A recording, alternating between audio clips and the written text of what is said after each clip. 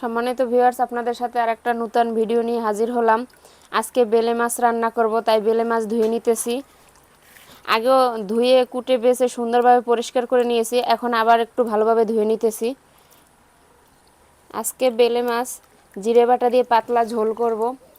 পাতলা ঝোলই খুব ভালোবাসি আমরা, তাই খুব কম মশলার মধ্যে রান্নার চেষ্টা করব।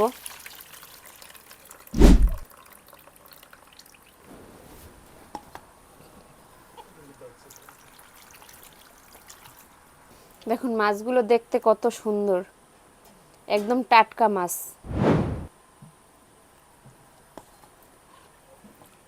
মাছ ভাজার জন্য কড়াই বসিয়ে দিলাম, একটু ধোয়া হইতেছে। লাকড়ির চুলার একটা সমস্যা, জ্বললে তো জলে ধুমতারাক্কা, না জ্বললে একদম ধোয়া হয়ে পুরো অন্ধকার হয়ে যায়। লবণ হলুদ মাখিয়ে মাছটা এখন সুন্দরভাবে ভেজে নিব।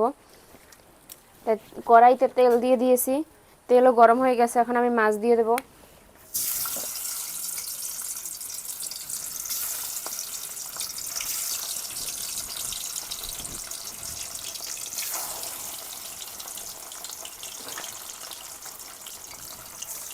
এরকম জিরা বাটা দিয়ে পাতলা ঝোল খেতে কিন্তু ভালোই লাগে বেলে মাছের।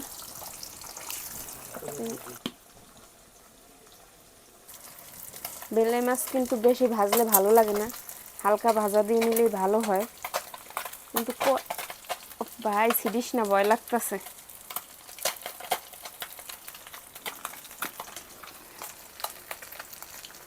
বেলে মাছ বেশি ভাজলে ভালো লাগে না, কিন্তু অল্প ভাজাতেই ভালো লাগে। এখন মাছটা একটু কড়াই হালকা লেগে গেছে, তাই আমার একটু সময় লাগতেছে উল্টিয়ে দিতে।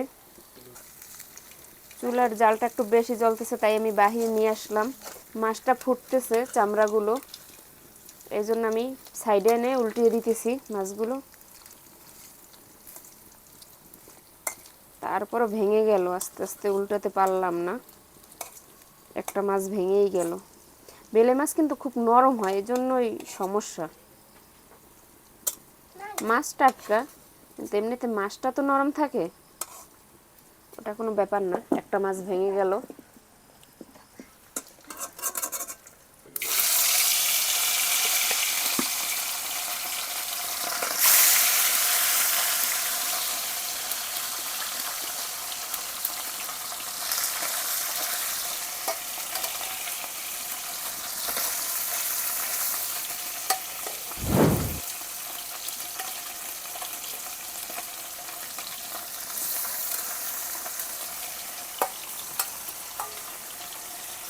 এখন বেলে মাছ ভাজা হইতেছে একদিকে, আর একদিকে আমি মশলা নিয়ে নিলাম বাটিতে।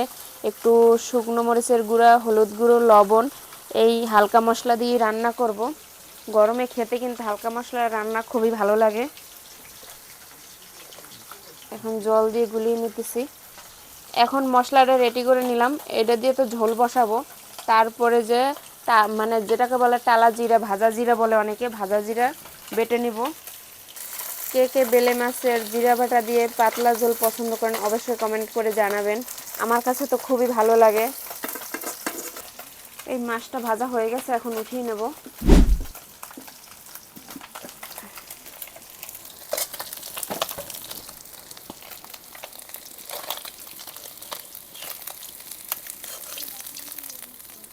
কয়েকদিন প্রচুর বৃষ্টি হয়েছে, আজকে দুদিন থেকে বৃষ্টি নেই, কিন্তু প্রচুর গরম।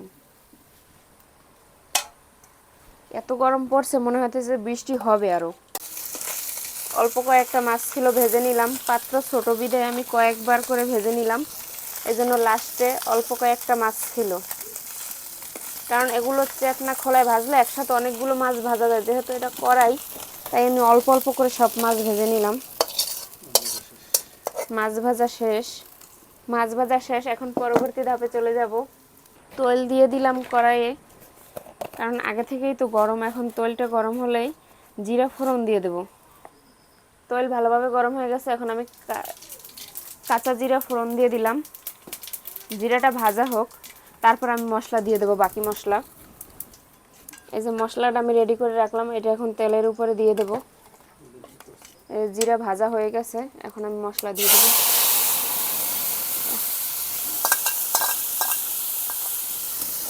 এখন মশলাটা ভালোভাবে কষিয়ে নেই, তারপরে আবার জল দিয়ে দেবো। দেখুন মাছ ভাজার কি অবস্থা, তেলে পুরো চুলার চারপাশ মেখে গেছে তেল পুরো। মশলা ভালোভাবে ভাজা হয়ে গেছে, এখন জল দিয়ে দিতেছি।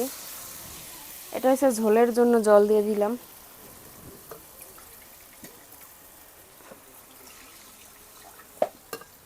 ঝোলটা এখন হতে থাক, আমি মশলা বেটে নেব। ঝোলটা ফুটে উঠলে আমি মাছগুলো তখন দিয়ে দেব। এখন বাকি কাজ করে নেই। আগেই জিরা আমি টেলে রেখেছিলাম, তাই এখন এগুলো বেটে নেব। আর আমাদের এখানে প্রচুর গরম পড়েছে এখন। এক নাগারে অনেক দিন বৃষ্টি হয়েছে, এখনও গ্যাপে গ্যাপে বৃষ্টি হয়, কিন্তু যে এখনও অনেক গরম, প্রচুর গরম পড়তেছে। কিন্তু এখন বৃষ্টি হয় হালকা হালকা। ভাজা জিরার ঘ্রাণটাই অন্যরকম আসে, কাঁচা জিরার থেকে ভাজা জিরার ঘ্রাণটা অনেক ভালো লাগে। বাড়তে বাড়তে একটা ঘ্রাণ পাওয়া যায়। ভাজা জিরা বাড়তে কিন্তু বেশি সময় লাগে না, 2 বাটা দিলে হয়ে যায়। আর কাঁচা জিরা বাড়তে একটু সময় লাগে, কারণ ভাজলে তো ভিতর পর্যন্ত, ভিতরের আতিটাও ভাজা থাকে, এই জন্য তাড়াতাড়ি বাটা হয়ে যায়। জিরা বাটা তো হয়ে গেল। জিরা বাটার সাথে সাথে মাছের ঝোলও ফুটে উঠেছে। এখন মাছগুলো দিয়ে দেবো এখানে। মশলা বাটা রেডি এবং মাছের ঝোলও ফুটে উঠেছে। এখন মাছ দিয়ে দেব।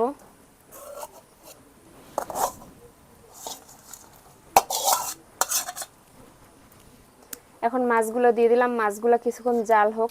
মাছগুলো ঝোলের ভিতরে বেশি জাল দিলে ভালো লাগে খেতে। ঝোলটা ফুটতে থাক, এভাবে কয়েক মিনিট ফুটবে। তারপরে মশলা জিরা বেটে রেখেছি, জিরা বাটা দিয়ে নামিয়ে নেব। কয়েক মিনিট রান্না করে নিলাম, এখন ঝোলটাও ঘন হয়ে গেছে, তাই জিরা বাটাটা দিয়ে দেব।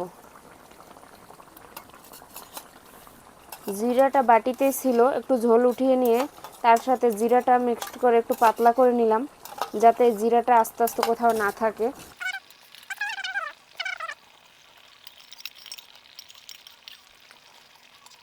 এটা এখনই নামিয়ে নেব, কারণ জিরা বাটা দিতে দিতে যতটুকু জাল হয়েছে এর বেশি আর এখন জাল দিব না।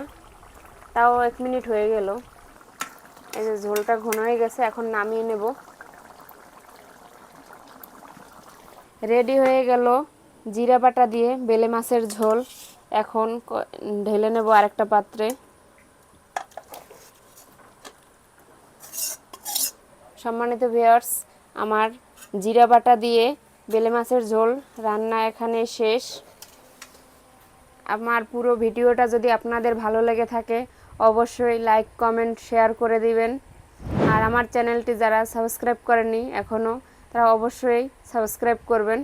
ভিডিওটি শেষ পর্যন্ত দেখার জন্য আপনাদের অসংখ্য ধন্যবাদ। আপনারা সবাই ভালো থাকবেন, সুস্থ থাকবেন।